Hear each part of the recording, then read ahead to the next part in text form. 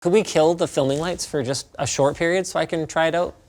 Dang, there's nothing quite like a giant projector screen, is there? This doesn't look like very gamery packaging.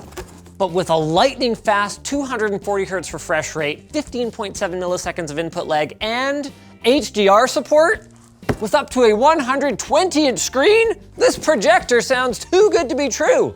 But Optoma says it is true.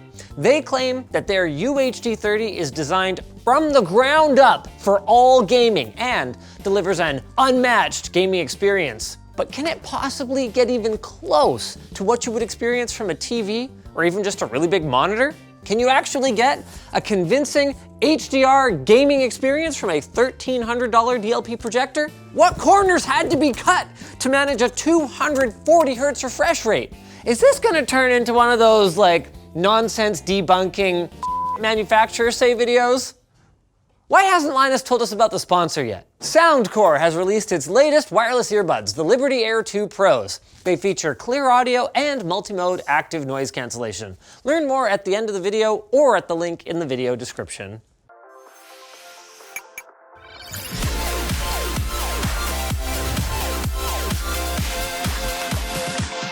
The UHD30 isn't the first gaming-focused projector, and in fact, it's not even the only 240 hertz model on the market. It just happens to be the only one that's priced within reach of consumers, and compared to past gaming projectors that focused on the stereoscopic 3D experience, the UHD30's list of specs is more relevant to today's discerning gamer, including the standout features we want to investigate today.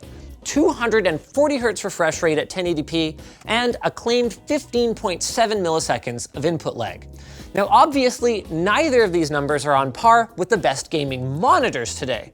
But in the projector world, where it's common to see 80 milliseconds of lag, this is a potential game changer.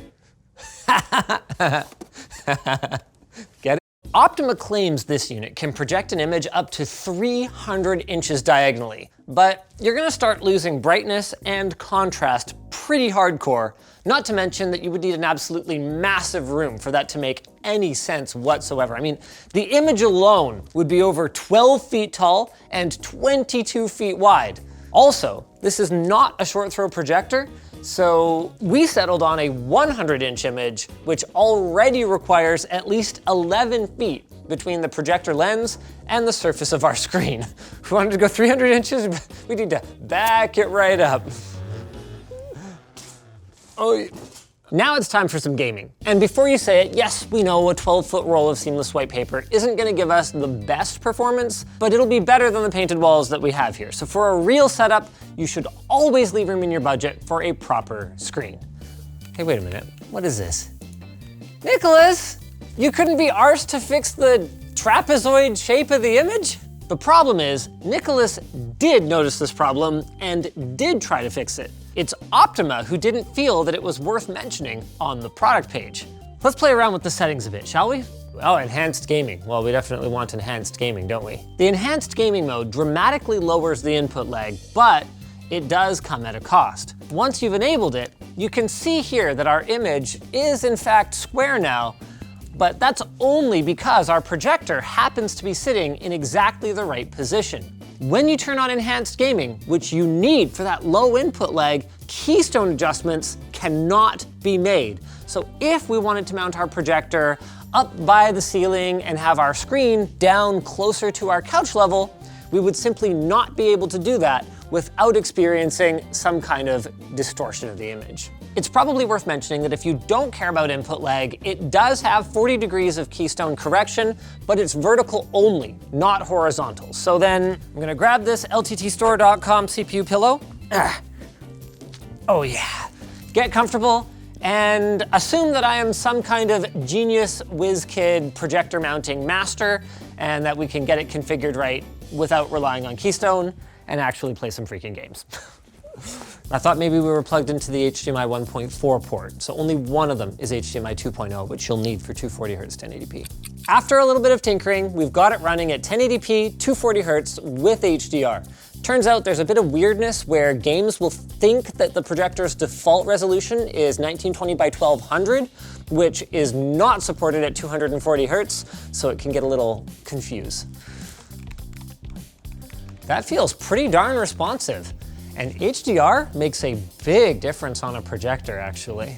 I'm pretty impressed by how black is around the edges. Like a lot of the time you can end up with black looking just kind of gray because there's not enough contrast. Overall, this game is a little dark right now for me though. Wow, that really does feel pretty darn good. I'm definitely noticing though that at a comfortable distance for the size of this image, I am seated right next to the freaking projector, which has kind of an annoying fan in it. And also I'm not able to sit dead center in front of the screen because I would block it. Not having any keystone adjustment, definitely an oversight, but I can't fault the responsiveness. Like that feels really good. And you know what? I don't even notice any rainbow effect. For those who aren't familiar, the rainbow effect is a phenomenon where as your eyes move around to look at different parts of the image, or as objects move around on the screen, you can see a kind of weird rainbowy fringing at the edges that can be quite distracting for some people and impossible to notice for others. I'm reasonably sensitive to it, and what it basically means if we don't see it here is that the mirrors are moving so fast that they're able to go all the way from one state to another without seeing those weird artifacts in between. While we were switching over to 60 Hz 4K, we noticed another interesting disadvantage of gaming mode. 4K looks like absolute dog crap. Text looks, I would describe as pretty all right. We turn enhanced gaming mode on, and honestly, it looks as bad as 1080p, or maybe even a little worse than what I would expect. Can you see that? It's pretty, I don't know, it's pretty bad. This isn't the kind of thing that I would notice in game, but on the desktop, it's pretty jarring. Like here, like these hanging objects here. Normally, if we were at 1080p, I would definitely see stair stepping and aliasing on them, but it's like, I don't know, it's like 4K, but like here, let's bring up some text again. I mean, yeah, this text looks fine, but it's really, really big text. Yeah, no, see, this looks crappy. Weird, huh? Could we kill the filming lights for just a short period so I can try it out? Dang. This looks freaking awesome now. I could get used to this. And in terms of input lag, not bad. We're only running at 60 Hertz now though. Like it's clearly not up there with the best gaming monitors, but it's fine. There's nothing quite like a giant projector screen, is there? Now that we've experienced it, let's talk about how this even works. Like, how is Optoma getting 240 Hertz out of a projector? How do DLP projectors even work? Well, at the core of every DLP projector, there's a lamp module, and the light output is then passed through a spinning color wheel. In this case, it's an 8-segment RGBW wheel. This creates a rapid repeating sequence of red, green, blue, white, red, green, blue, white light. Speaking of RGB and projectors, by the way, we have a video with a sweet laser projector that we're gonna be trying out. Be sure you're subscribed for that. Just for some clarity, the white cell is actually just clear. This allows for a brighter overall picture. The light sequence is then reflected off of the digital micromirror device, or DMD, through the lens and then onto a background of your choice. The DMD chip in the UHD30 has an array of mirrors that sit on a hinge, with each mirror being a pixel and the mirrors arranged in a 1920 by 1080 grid. These mirrors are digitally controlled, switching on and off in around 1 microsecond, flipping them from either reflecting light through the lens or reflecting light away from the lens. For reference, by the way, a single frame at 240 Hertz is about 4,100 microseconds, so these things are moving real fast. To get a 4K picture, the DMD panel itself is actually shifted physically 4 times per frame. So you're literally creating 4 entire 1080p frames per real frame and then stitching them all together to make a single 4K frame. Now, if you're willing to accept the additional input lag that we saw, it actually works really well. It's also conveniently how we get 240 Hertz out of this projector. Instead of a single 4K 60 image, they stop the pixel shifting and just give us the 1080p signal 240 times a second. 60 times 4, 240, right? Quick math. Now, there's another thing that we wanted to try, and we obviously saw that in a completely dark room, the performance is way better.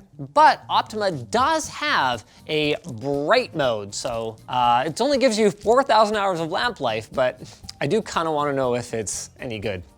Oh, we actually don't know how to enable it? Well, never mind, we won't be trying it because, You have to go out of HDR mode in order to use that, so that's pretty dumb.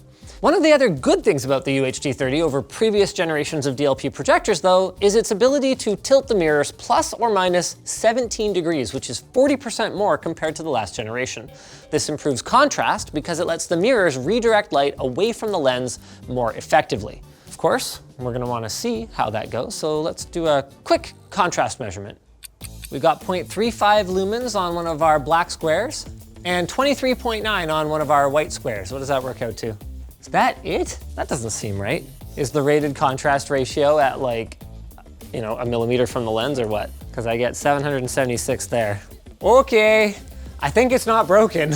We know that our testing environment isn't perfect for this, but the reality of it is nothing in the real world is, because even if you have a completely lightless room, you're still gonna have light from the bright parts of your scene on the projector screen bouncing around in it. And it's pretty clear from what we measured that this thing is not even close to the advertised contrast ratio. The good news is that it still looks pretty darn good if you're in a dark room. The bad news is that projector manufacturers really need to stop making up meaningless numbers to describe their products, because Optoma says that this has a 500,000 to 1 contrast ratio. Get freaking real. So the conclusion is the same as it usually is. If you don't have complete light control, maybe a big fat Vizio TV is a better choice, because performance will be better and the cost won't be too far off, especially once you factor in the price of a projector screen. If you need Keystone, this thing is completely out, but if you don't need Keystone, is this the projector for gaming? I mean, as long as you're under optimal, get it, because Optoma? Optimal conditions, yeah, it's pretty sweet, even if they oversell it a fair bit. Just like I'm gonna oversell you our sponsor, woo! Soundcore by Anker is featuring the Liberty Air 2 Pros. They're wireless earbuds via Bluetooth with multi-mode hybrid active noise cancellation, 6 mics for ambient noise reduction, not to mention clearer calls, fast charging with USB-C or wireless, and 7 hours of battery life with another 26 hours provided by the case. They're endorsed by 10 Grammy-winning artists, and you can check them out at the link below.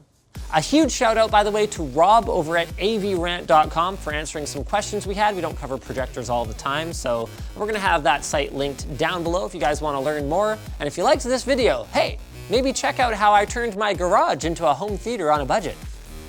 Pretty sweet.